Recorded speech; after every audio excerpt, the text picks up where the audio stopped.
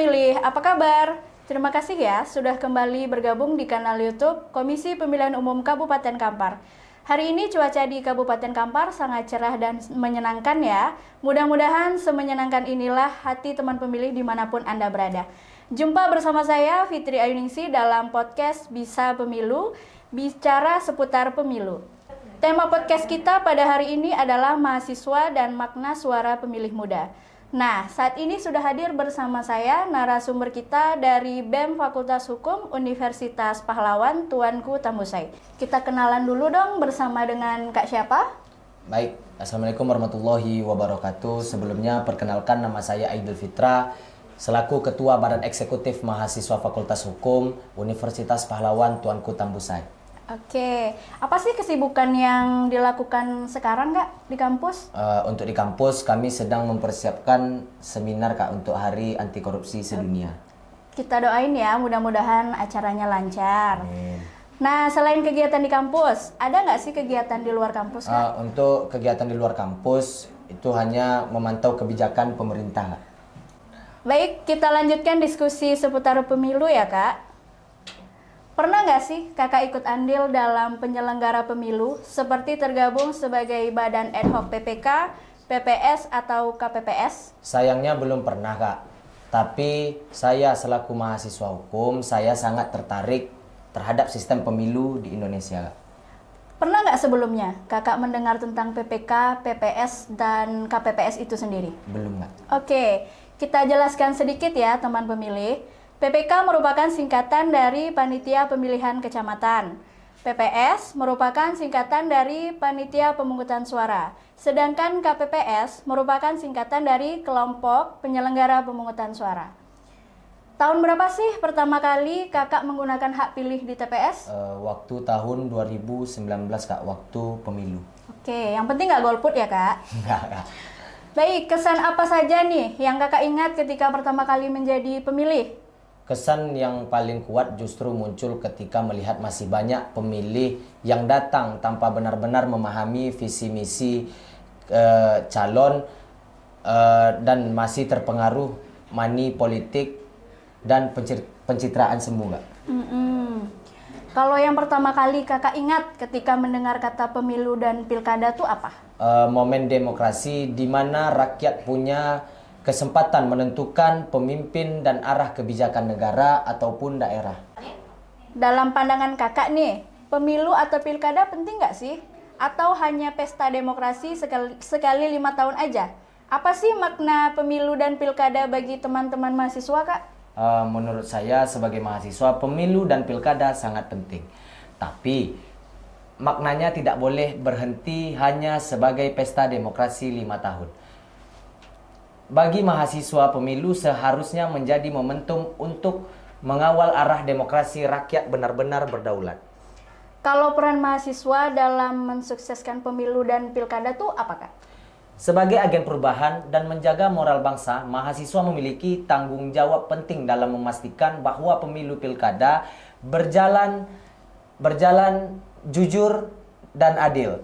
Peran mahasiswa tidak berhenti pada partisipasi memilih, tetapi juga mencakup pengawasan kritis terhadap seluruh proses demokrasi. Oke. Tips-tips apa aja nih ala mahasiswa agar menjadi pemilih yang cerdas?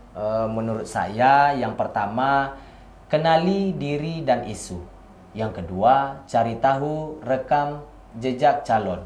Yang ketiga, periksa visi misi dan program. Yang keempat, hindari politik uang dan hoax. Selanjutnya, diskusi secara kritis. Dan yang terakhir, gunakan hak pilih dengan sadar.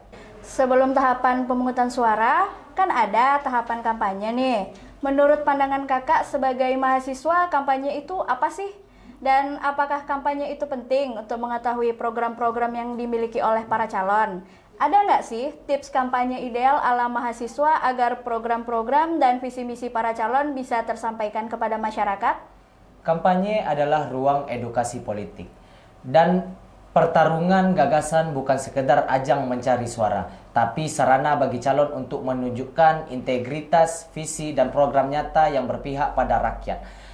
Tips kampanye ideal dari saya, yang pertama, gunakan media kreatif dan murah. Yang kedua, fokus pada substansi bukan sensasi. Yang ketiga, dorong debat terbuka. Yang terakhir, transparansi dan akuntabilitas. Oke. Pendapat kakak tentang money politik itu apa sih menurut kakak nih? Gimana sih cara mengedukasi masyarakat agar terhindar dari money politik itu sendiri? Saya sebagai mahasiswa menilai money politik adalah racun demokrasi.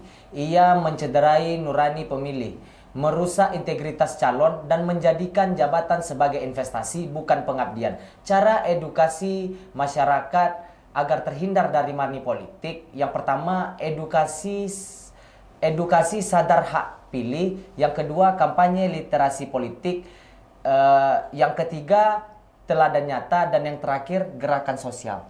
Menurut kakak nih, gimana sih cara menentukan pemimpin yang ideal ala mahasiswa?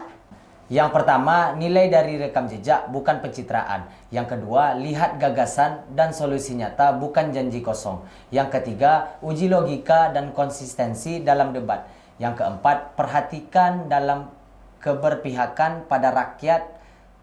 Yang terakhir, pilih yang berintegritas dan berani melawan ketidakadilan. Oke. Kakak sebagai mahasiswa nih, gimana sih cara dalam mencegah berita hoax tentang pemilu dan pilkada?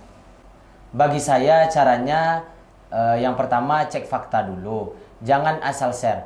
Edukasi teman, gunakan logika dan literasi digital, gunakan gerakan anti hoax. Apa aja sih strategi kakak sebagai BEM fakultas dalam mengedukasi masyarakat, khususnya teman-teman mahasiswa nih, agar terhindar dari black campaign dan politik identitas? Mengedukasi masyarakat agar terhindar dari black campaign dan politik identitas, literasi, diskusi publik dan forum komunikasi, kampanye media kreatif, teladan nyata, kolaborasi dengan organisasi masyarakat, intinya fokus pada edukasi berbasis fakta, diskusi kritis, dan teladan nyata. Terakhir nih kak, harapan dan keinginan kakak nih sebagai mahasiswa untuk pemilu 2029 tuh apa sih kak? Harapan saya untuk pemilu 2029, pertama pemilu bersih dan bebas politik uang. Yang kedua, transparansi dan akuntabilitas calon. Yang ketiga, debat gagasan dan isu substantif. Yang terakhir, partisipasi publik yang cerdas. Keinginan saya sebagai mahasiswa untuk pemilu 2029, yang pertama, generasi muda menjadi aktor perubahan bukan penonton. Yang kedua, politik lebih mengedepankan integritas, inovasi, dan kesejahteraan rakyat. Dan yang terakhir, terbentuk budaya demokrasi yang inklusif, toleran, dan berbasis fakta. Berarti intinya kita harus kritis ya kak ya sebagai mahasiswa itu tadi. Baik, terima kasih Kak Aidil dan teman pemilih. Anda semuanya sudah mendengar langsung dari teman kita Ketua BEM FHUP dalam menyuarakan pikirannya sebagai mahasiswa. Tentu hal ini bisa menjadi banyak hal yang menginspirasi, terutama untuk teman-teman yang masih menjadi pemilih pemula. Baru menggunakan hak pilihnya 1 kali kemarin, atau baru akan menggunakan hak pilihnya di pemilu tahun 2029. Ingatlah teman-teman, semua yang sudah disuarakan dari teman kita tadi agar bisa diambil inspirasi dan tentu saja untuk mendorong kehidupan berbangsa, bernegara yang jauh lebih baik lagi. Kak Aidil dari BEM FHUP, thank you banget ya udah hadir di sini. Makasih banget udah membagi pemikirannya dan mudah-mudahan bisa mampir lagi di podcast kami. Sukses perkuliahannya dan bersiap-siap KKN ya Kak ya.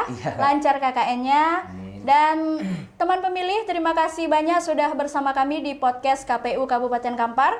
Jangan lupa nantikan episode berikutnya untuk podcast KPU Kabupaten Kampar hanya di kanal YouTube KPU Kabupaten Kampar. Bisa pemilih bicara seputar pemilu.